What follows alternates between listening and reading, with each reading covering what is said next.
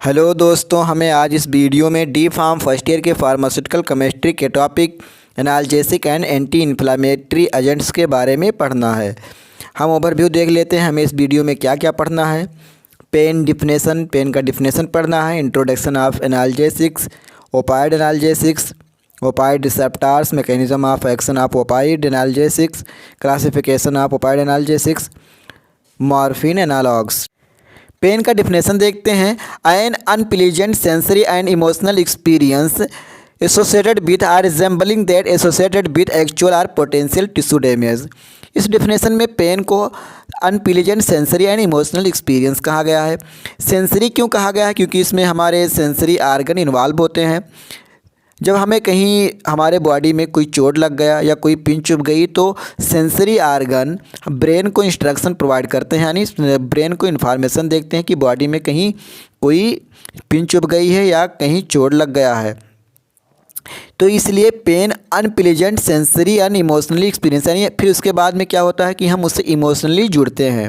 ये कब होता है? जब हमारे बॉडी का कोई पार्ट डैमेज हो जाए या कोई टिश्यू डैमेज हो जाए तो हमें अनप्लीजेंट सेंसरी और इमोशनल एक्सपीरियंस का फील होता है।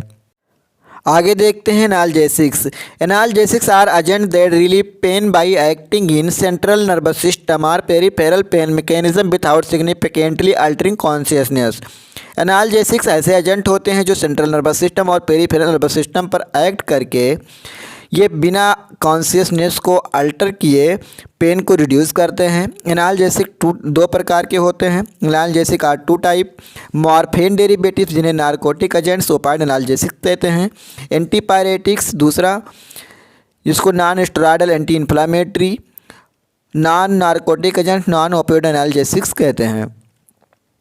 नोट्स देखते हैं। Narcotic agent can be given severe pain and it decrease consciousness. Narcotic agent को सीवियर पेन के लिए दिया जाता है, सीवियर पेन होने पर, और ये कॉन्शियसनेस को डिक्रीज़ कर देते हैं, यानी जो पेशेंट है वो डिप्रेस हो जाएगा, आंखें बंद होने लगेंगी, ये कॉन्शियसनेस को डिक्रीज करेगा। Non narcotic agents are given in mild pain, it did not effect consciousness. जो नॉन नारकोटिक एजेंट होते हैं इनको थोड़ा हल्का पेन है तो उसमें दिया जाता है और ये कॉन्शियसनेस को अल्टर नहीं करते हैं, कोई इफेक्ट शो नहीं करते हैं। Narcotics analgesics are included in this category. The opioid analgesics were once called narcotic drugs because they act on the brain and can induce sleep. Opioid analgesics को narcotics drug कहते हैं क्योंकि ये brain पर act करता है और ये स्लीप यानी नींद प्रोवाइड कराता है। The opioid analgesics can be used for either short term or long term relief severe pain। opioid analgesics का यूज थोड़े टाइम के लिए और लॉन्ग टाइम के लिए किया जाता है सीवियर पेन को ठीक करने के लिए। Many drugs that are used to relieve pain are not analgesics. The general anesthetic relieve pain by producing unconsciousness. Local anesthetic prevent pain by blocking peripheral nerve fiber. Antispasmodic relieve pain by releasing smooth muscle and the adrenal corticoid. Relieve pain associated with rheumatic arthritis by anti-inflammatory action। बहुत से drug हैं जो pen को तो ठीक करते हैं, pen को रिलीव करते हैं, बट वो एनाल्जेसिक नहीं होते हैं। एग्जाम्पल के तौर पे देखें तो जनरल एनास्थेटिक है, ये पेन को रिलीव करता है बट ये पेशेंट को अनकॉन्शियस कर देता है, बेहोश कर देता है। लोकल एनास्थेटिक्स ये पेन को ठीक करता है, ये पेरिफेरल नर्व फाइबर को ब्लॉक करके ये पेन को ठीक करता है। एंटीस्पास्मोडिक ये भी पेन को रिलीव करता है बट ये स्मूथ मसल को रिलैक्स कर देता है। एंटीकॉर्टिकॉइड्स ये पेन को रिलीव करता है, साथ ही साथ में ये रूमेटिक आर्थराइटिस यानी जो जॉइंट डिसऑर्डर है उसको भी ठीक करता है और ये साथ ही साथ एंटी इन्फ्लामेटरी एक्शन भी शो करता है। Opioid analgesics are drugs that denote all naturally occurring semi-synthetic and synthetic drugs which have a morphine-like action, namely relief pain and depression of CNS associated with the drug dependence। Opioid analgesics drug ये naturally occurring, ये naturally प्राप्त किया जाता है और ये semi synthetic यानी naturally इसको लेकर के कुछ केमिकल मिला करके तैयार किया जाता है, और ये सिंथेटिक यानी पूर्णतः इसको केमिकल से तैयार किया नहीं, यानी सिंथेटिक यानी इसको स्वयं बनाया जाता है। जो कि ये मॉर्फिन लाइक एक्शन शो करता है। ये पेन को रिड्यूस करेगा, डिप्रेशन काज कराएगा और ये ड्रग डिपेंडेंस एक्शन भी शो करेगा। Opium is a dark brown resinous material obtain from the poppy papaver somniferum. Opium dark brown resinous material है जो पेपेबर सोमनीफेरम नामक प्लांट से ऑब्टेन किया जाता है।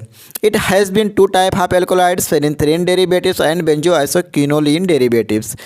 इसमें दो प्रकार के एल्कोलाइड्स होते हैं, फेनिथ्रीन डेरिवेटिव्स और बेंजोआइसोक्विनोलिन derivatives. Opium has been known from 1500 BC. Sardar, a pharmacist, isolated the active principle of opium in 1806 and named it morphine. 1500 ईस्वी में सार्टर जो कि एक फार्मासिस्ट हैं, इन्होंने ओपियम के एक्टिव प्रिंसिपल पार्ट को खोजा, जिसको 1806 ईस्वी में मॉर्फिन नाम दिया गया। नारकोटिक एनाल्जेसिक्स एजेंट का sleep in conjunction with their analgesic effect. If a narcotic is used for long time it may become habit forming, causing mental और psychological dependence and physical dependence में lead to withdrawal side effect. Narcotic analgesics ये sleep provide करता है, साथ ही साथ में ये analgesic effect भी प्रोवाइड कराता है। अगर नारकोटिक एनाल्जेसिक्स का यूज हम लंबे समय से कर रहे हैं तो ये हैबिचुअलिंग यानी इस पे ये हमारी हैबिट हो जाएगी, इस पर हम साइकोलॉजिकली और मेंटली डिपेंड हो सकते हैं, डिपेंड हो जाएंगे अगर हम नारकोटिक एनाल्जेसिक्स का यूज लंबे समय से कर रहे हैं, और फिजिकल डिपेंडेंस में lead to withdrawal side effects. Opioid drugs are not only used as analgesics but also possess numerous other useful properties.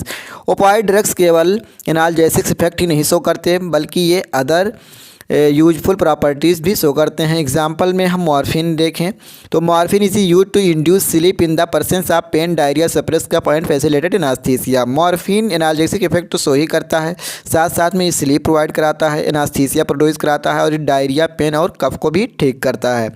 The term opioid is use generally to designate collectively the drug which bind specially to any of the subspecies of the receptor of morphine like actions.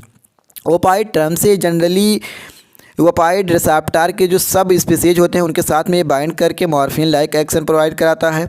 They are produced euphoria which is an important factors in their addictive property that limit their use. Opioid analgesics ये euphoria यानी खुशी ये provide कराता है, जो कि ये इसका इम्पॉर्टेंट इफ़ेक्ट है। इसलिए इसका जो यूज है वो लिमिट में करना चाहिए, नहीं तो ये एडिक्टिव इफेक्ट शो करेगा, यानी इसकी लत लग जाए जिसको छोड़ना बड़ा मुश्किल हो जाएगा।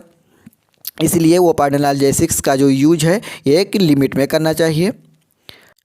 Other limitation include respiratory depression, decrease gastrointestinal motility leading to constipation, increase biliary tract pressure and pruritus due to histamine release. Other limitation इसमें देखें तो रिस्पिरेटरी को डिप्रेस कर देता है, डिक्रीज गैस्ट्रोइंटेस्टाइनल मोटिलिटी ये गैस्ट्रोइंटेस्टाइनल मोटिलिटी को डिक्रीज कर देता है, कॉन्स्टिपेशन काज कर देगा।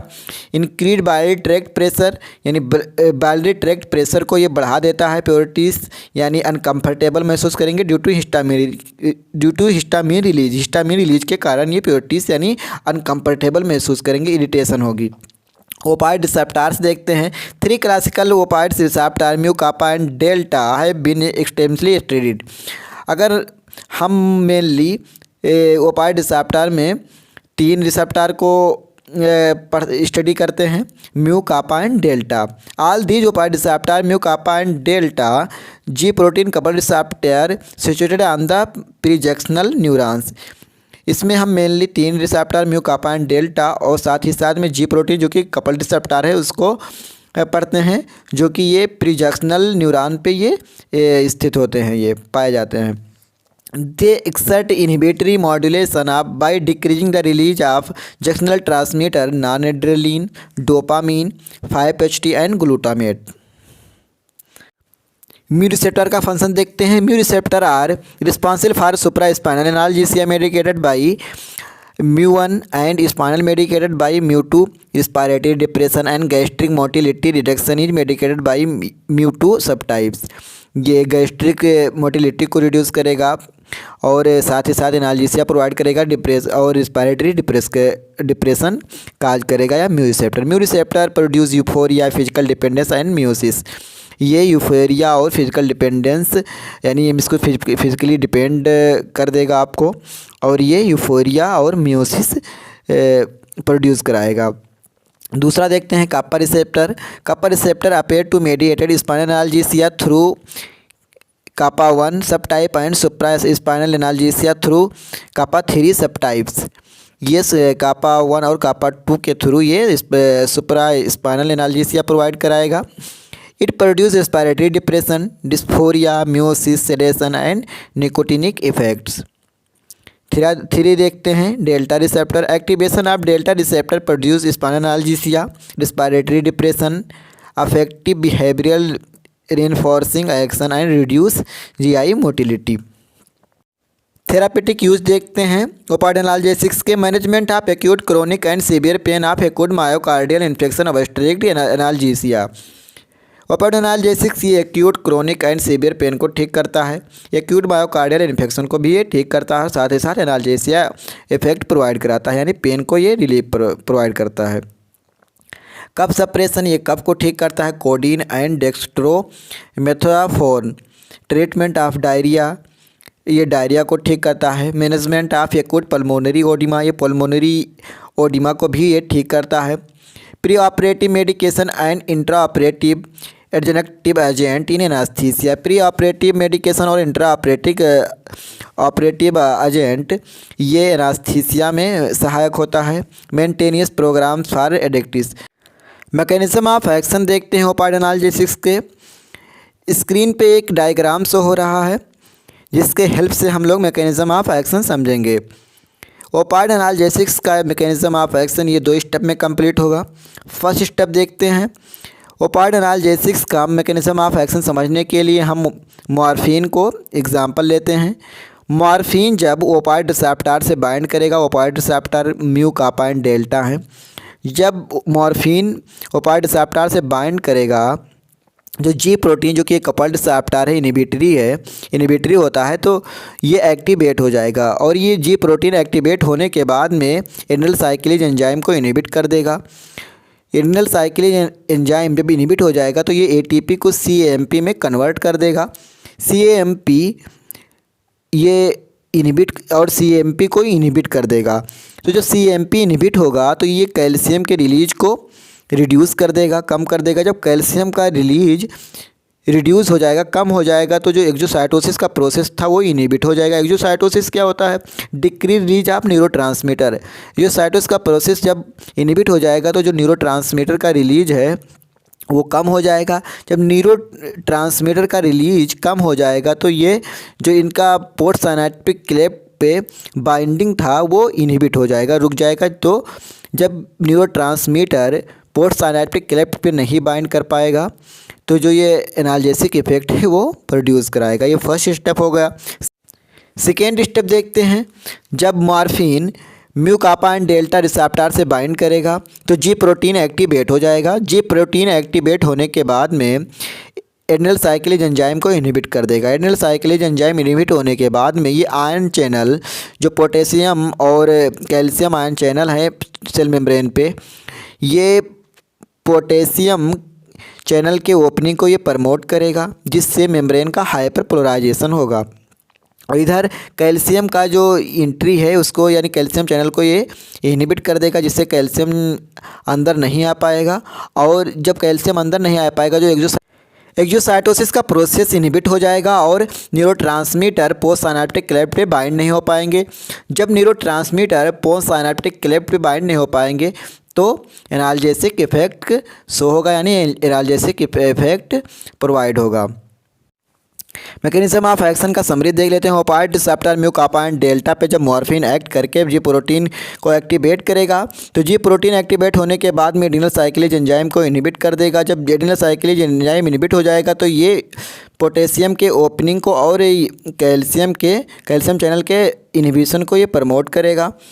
जिससे जो न्यूट्रनल एक्साइटेबिलिटी है वो रिड्यूस हो जाएगी और ये पोटेशियम का जो कंडक्शन यानी पोटेशियम जो आउटलेट हो रहा था वो बढ़ जाएगा। जब पोटेशियम का ओपनिंग बढ़ जाएगा तो जो मेम्ब्रेन है उसका हाइपर पोलराइजेशन होगा और ये पेन को रिड्यूस करेगा।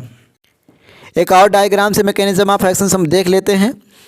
ओपाइड एगोनिस्ट यानी मॉर्फिन जब वो ओपाइड रिसेप्टर से बाइंड करेगा तो जी प्रोटीन, ये कपल रिसेप्टर है, ये एक्टिवेट हो जाएगा। जब जी प्रोटीन एक्टिवेट हो जाएगा तो ये एडिनल साइक्लेज एंजाइम को इनहिबिट कर देगा। जब एडिनल साइक्लेज एंजाइम इनहिबिट हो जाएगा तो ये पोटेशियम का जो ओपनिंग है उसको ये प्रमोट करेगा, जिससे मेम्ब्रेन का हाइपर पोलराइजेशन होगा। और इधर देखते हैं ये कैल्शियम आयन है, आयन चैनल है, इसको ये इनहिबिट कर देगा, जिससे जो कैल्शियम का इनलेट है, इनफ्लक्स है, वो रिड्यूस हो जाएगा यानी कम हो जाएगा।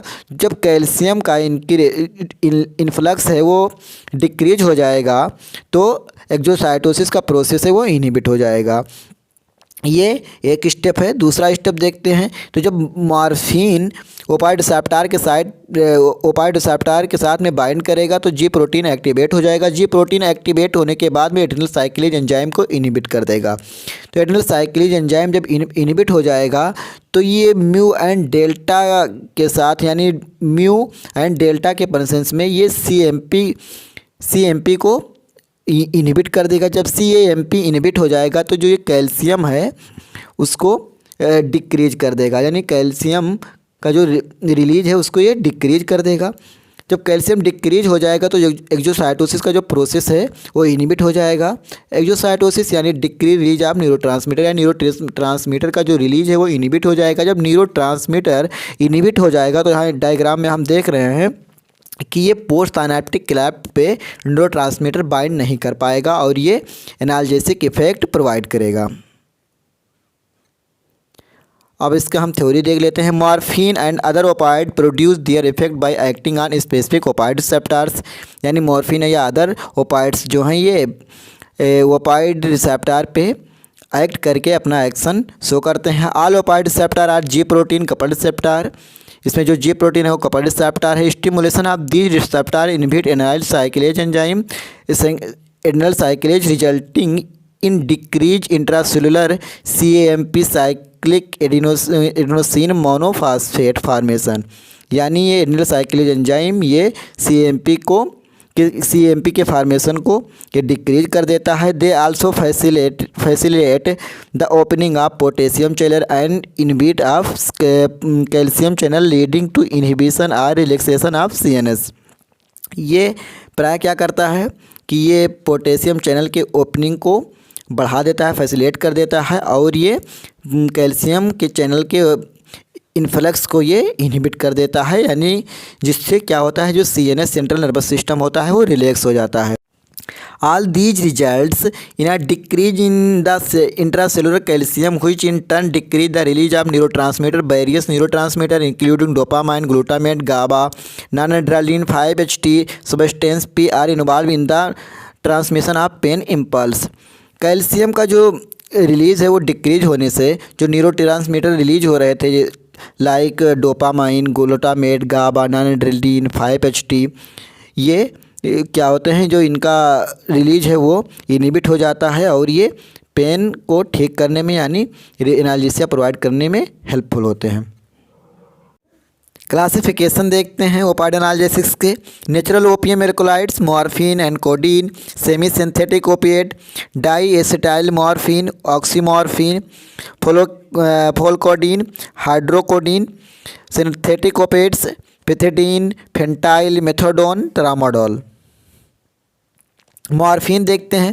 Morphine is the most important alkaloids of opium. Morphine एक इम्पॉर्टेंट एल्कोलाइड्स है ओपियम का। पेपरवुड सोमनीफेरम से जो ऑब्टेन किया जाता है। A good grade of opium contains about 10% of morphine. एक ओपियम का अगर गुड ग्रेड देखें तो उसमें 10% मॉर्फिन होता है। Most of the morphine in opium is present as sulphate or in combination with meconic acid. Opium में जो मॉर्फिन है वो सल्फेट और मेकोनिक एसिड के कॉम्बिनेशन के साथ में होता है। ब्रांड्स नेम देखते हैं।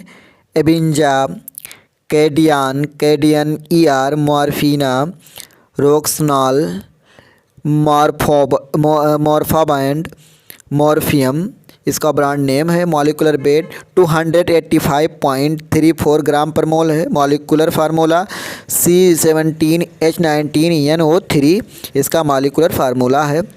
स्ट्रक्चर स्क्रीन पे शो हो रहा है, यानी इसको आप स्क्रीनशॉट लेकर के लिख सकते हैं। इसका IUPAC name 7,8 dihydro 4,5 epoxy 17 methyl morphinan 3,6 diol इसका IUPAC नेम है। प्रॉपर्टीज़ देखते हैं मॉर्फिन का। Morphine is a colourless crystalline compound, एक कलरलेस क्रिस्टलाइन कंपाउंड्स होता है। इसका मेल्टिंग पॉइंट 254 डिग्री सेंटीग्रेड पे डिकम्पोज हो जाता है। Very sparingly soluble in water and ether, ये वाटर और ईथर में साल्बुल होता है। Slightly soluble in ammonia, benzene and alcohol. Freely साल्बुल in solution of fixed alkali and alkaline earth hydroxide in phenol and cresol. इसका taste bitter होता है। इसका storage देखें तो store in well closed container at room temperature, इसको well closed container में room temperature पे store करना चाहिए। इससे देखें इसका प्योरिटी कैसे चेक करेंगे। Dissolve the sample in a mixture of 0.01 ml hydrochloric acid and ethanol. Perform potentiometric titration using 0.1 mole sodium hydroxide. Dose इसका देखें था usual adult oral dose is 10 to 30 mg 6 time per day. Use देखते हैं। Morphine is A narcotic analgesics agent use for the symptomatic relief of pain to alleviate the anxiety associated with pain and general anesthetic in high doses।